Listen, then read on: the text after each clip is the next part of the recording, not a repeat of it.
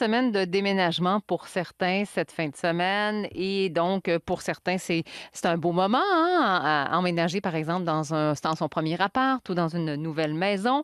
Mais pour d'autres, c'est un peu plus difficile, par exemple, pour les animaux qui sont malheureusement davantage abandonnés lors des périodes du 1er juillet, comme ça. On va en parler avec Emmanuelle Fournier-Chouinard, notre chroniqueuse, psychologue, intervenante et enseignante en zoothérapie. Bonjour, Madame Fournier-Chouinard. Bonjour. Comment ça s'est passé le 1er juillet au Saguenay-Lac-Saint-Jean, finalement? Écoutez, moi, pour en savoir un peu plus sur le thème, j'ai pris contact avec Madame Mélanie Saint-Gelais, qui est la directrice générale de la SPCA Saguenay. Et en échangeant avec elle, j'apprenais que pour les gens de la SPCA, les effets là, de ce déménagement du 1er juillet, eh bien, ils se font sentir depuis mai-juin. Donc, ça commence tôt quand les gens font des démarches pour se trouver un appartement, par exemple, ou un logement quelconque, et rencontrent des difficultés parce que les animaux sont pas admis. Donc, elle me disait que il y a eu une centaine d'abandons liés au déménagement uniquement sur les 200 abandons qu'ils ont vécu là, pour mai-juin. Donc, ça fait quand même des poilus, des plumeux, des écailleux qui sont en besoin. Est-ce qu'on a davantage de chats qui se sont retrouvés orphelins cette fin de semaine ou davantage de chiens? Ben, la plupart du temps, il y a encore plus de chats que de chiens.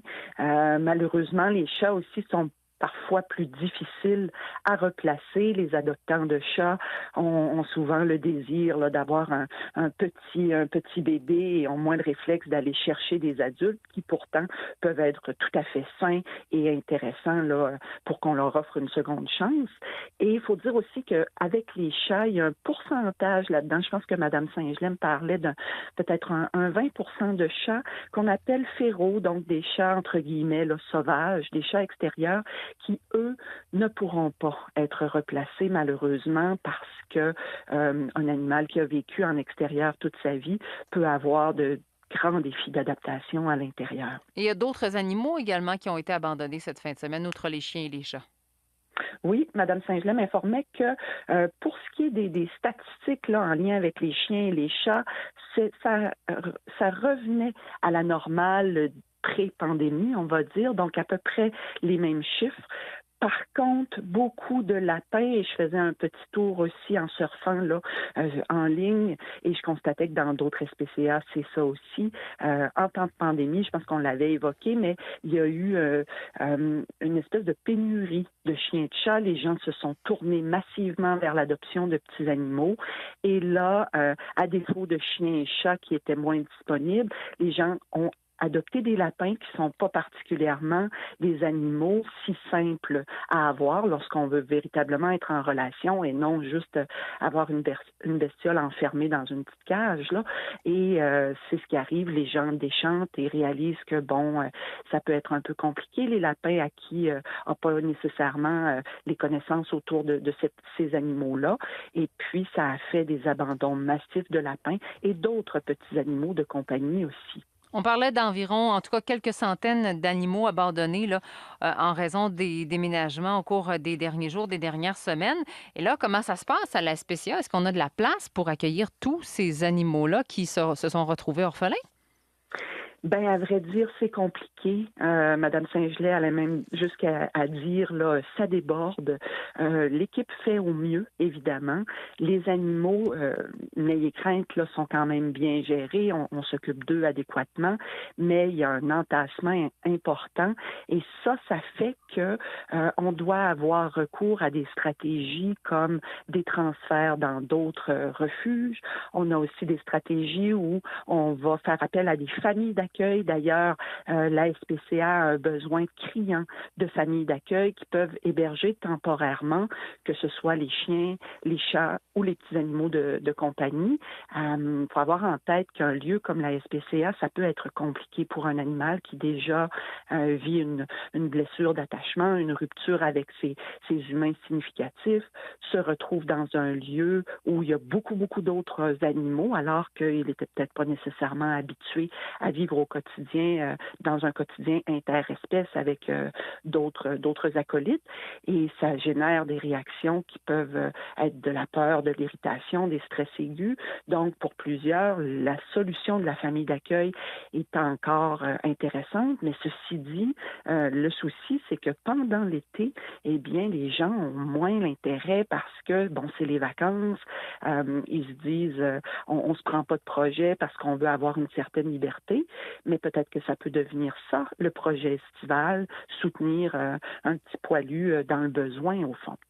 Et peut-être je voudrais Oui, rajouter allez-y. que Mme Saint-Gelais nous disait, ne soyez pas inquiets, le fait qu'il y ait beaucoup d'animaux, ça n'influe pas sur les critères liés aux euthanasies, parce que en contexte de SPCA, il y a parfois des dures décisions à prendre par rapport à certains animaux qui peuvent être malades ou encore avoir des défis comportementaux si importants qu'on doit prendre la dure décision de terminer la vie. Mais ces critères-là ne sont pas influencés par le fait que ça déborde, entre guillemets. Donc, on garde les mêmes critères liés à l'euthanasie. Personne n'est euthanasié par manque de place. Par contre, comme je le disais, là, on va vers d'autres stratégies, OK. mais ouf, ils travaillent fort.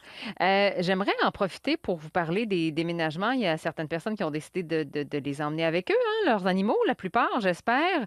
Est-ce que, cependant, il faut être vigilant lorsque, par exemple, on déménage notre chat ou notre chien parce que là, on change ses habitudes? Est-ce qu'il y a des choses à faire justement pour pas qu'il se sauve davantage, pour qu'il s'adapte rapidement à son nouveau logis? Ben, tout à fait. Un peu comme on l'avait évoqué dans la chronique précédente, là, la première chose à faire, ce sera de vous assurer d'avoir bien fait vos transferts d'adresse auprès de votre vétérinaire, auprès de aussi les instances en lien avec la micropuce, tout ça. Mais concrètement, dans le nouvel appartement, ça a à voir avec, ou dans le nouveau logis, ça a à voir avec se remettre dans des routines sécurisantes que l'animal connaît. Donc, autant pour eux que pour nous d'ailleurs, hein, dans ce grand stress qu'est le déménagement, dans le brouhaha des boîtes, peut-être que parfois, on peut se donner un petit temps de répit et s'assurer d'avoir des heures fixes pour manger, d'avoir la possibilité de prendre des petites marches en extérieur pour les chiens.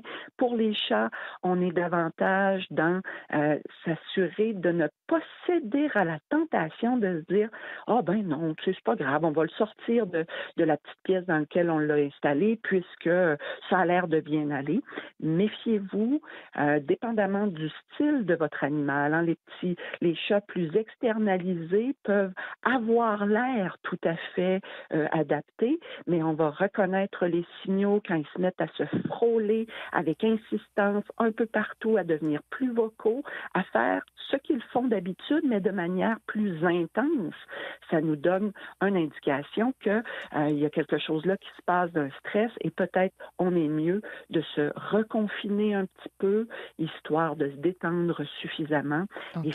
faisons attention aux portes entr'ouvertes, bien sûr. En terminant, Madame Fournier-Chouinard, j'aimerais savoir, vous semblez très, très près des gens de la SPCA. Est-ce qu'ils ont des besoins pressants, des demandes particulières à faire, aux citoyens du Saguenay-Lac-Saint-Jean? Bien, tout à fait. Eux, les gens de la SPCA ont déménagé, peut-être que les citoyens le savent. Donc, il y a les chiens qui sont dans les mêmes locaux à la SPCA, dans les locaux de Jonquière, sur la rue Quentin, mais on a maintenant les chats qui sont rendus à Chicoutimi, rue Clément-Gilbert. Et ces nouveaux locaux de Chicoutimi, eh bien, ils ne sont pas encore complètement rénovés. Et Mme Saint-Gelais me faisait part d'un besoin criant d'un contracteur. Alors, appel à tous, s'il y avait un contracteur qui était disponible maintenant pour réaliser la fin des rénovations, ça, ce serait apprécié.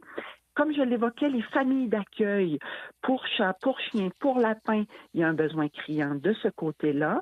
Et on me disait aussi, ben, s'il est possible de payer vos médailles. N'oubliez pas d'aller payer vos médailles Ville de Saguenay et La Rouche, les citoyens de cette municipalité, que ce soit sur le site Internet, par téléphone, directement en présentiel dans les locaux. Eh bien ça, évidemment, cet argent-là, c'est aussi ce qui sert à nourrir, à prendre soin de tous ces animaux. Alors, n'oubliez pas votre devoir citoyen, puis tous les dons en matériel, argent, évidemment, sont toujours les bienvenus. eu. Donc, il y a des besoins et puis j'espère qu'il y aura une réponse là, à ces demandes de la SPCA. L'appel est lancé. Merci beaucoup, Madame Fournier-Chouinard. Ça me fait plaisir. Au Alors, revoir. c'était notre chroniqueuse animalière, Emmanuelle Fournier-Chouinard, qui est aussi psychologue et spécialiste des interactions humain-animal. Rosalie